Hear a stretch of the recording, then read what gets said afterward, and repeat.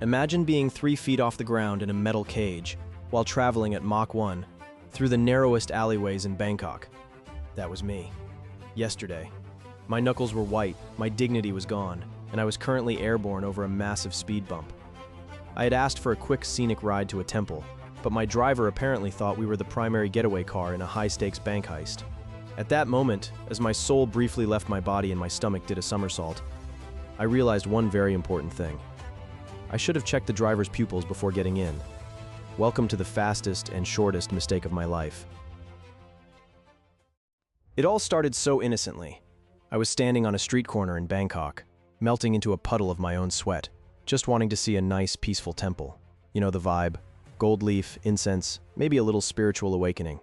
My expectations were basically a slow-motion travel montage. Then, a blue and yellow tuk-tuk pulled up with more LED lights than a Vegas casino. The driver flashed a smile that was about 80% gold teeth and 20% pure mischief.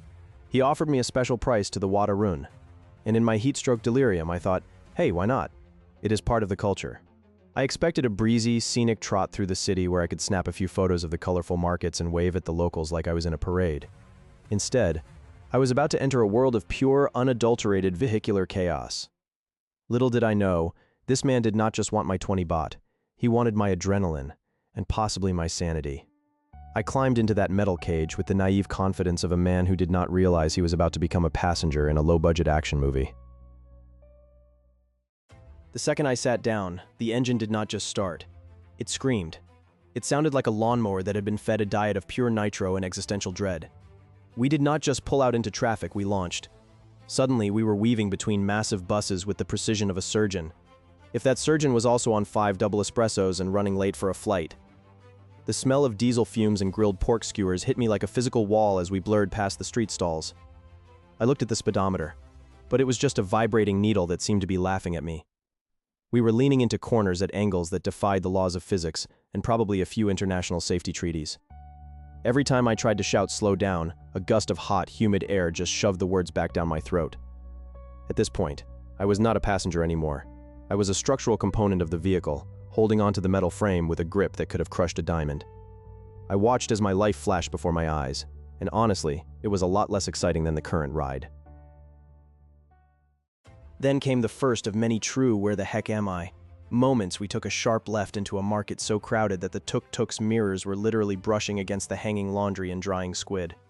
As we bounced over a particularly aggressive pothole, the universe decided I needed a serious reality check.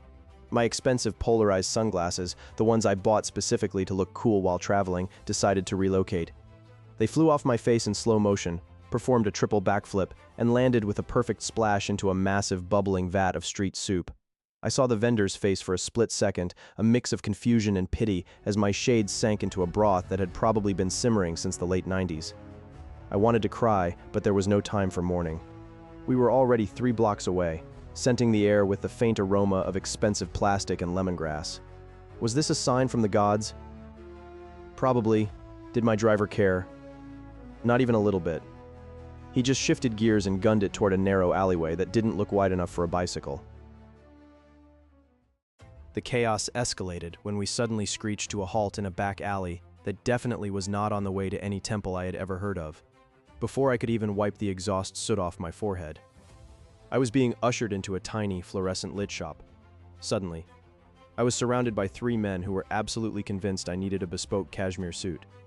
It did not matter that it was 40 degrees Celsius outside, or that I looked like a sack of potatoes in a blazer. Best quality, my friend. Very fast. Special price for you. I was trapped in a pincer movement of measuring tapes and fabric swatches. The transition from high-speed chase to high-pressure sales tactic was so fast, I had a genuine moment of vertigo. I stood there, sweaty, disoriented, and clutching a swatch of navy blue wool, wondering if this was how my life ended. I did not need a suit, I needed a map, and maybe a cold shower. The driver was outside smoking a cigarette, looking like he had just delivered a package instead of a terrified human being. This was not a tour, it was a coordinated ambush. I eventually managed to escape the Tailor by promising to think about it, which is international code for I am never coming back here as long as I live. But as I climbed back into the tuk-tuk, I realized I was truly in over my head. The driver was not taking me to the temple anymore. He was taking me on a grand tour of his cousin's various businesses. We were lost in a labyrinth of side streets that smelled like old tires and fried fish. The realization hit me like a ton of bricks. I was not a customer. I was a hostage in a very loud, very fast business model.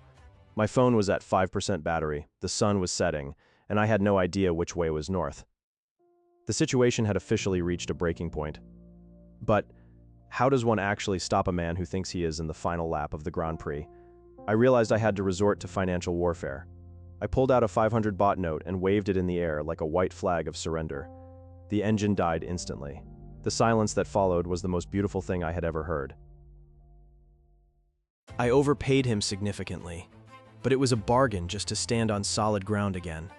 I walked 3 miles back to my hostel, smelling like spicy broth and burnt rubber. Travel is not always about the views, sometimes it is just about survival. My pro tip: always negotiate the speed, not just the price. If you enjoyed this glorious disaster, subscribe for more unfiltered travel chaos. Thanks for watching, and remember, try to keep your sunglasses out of the soup.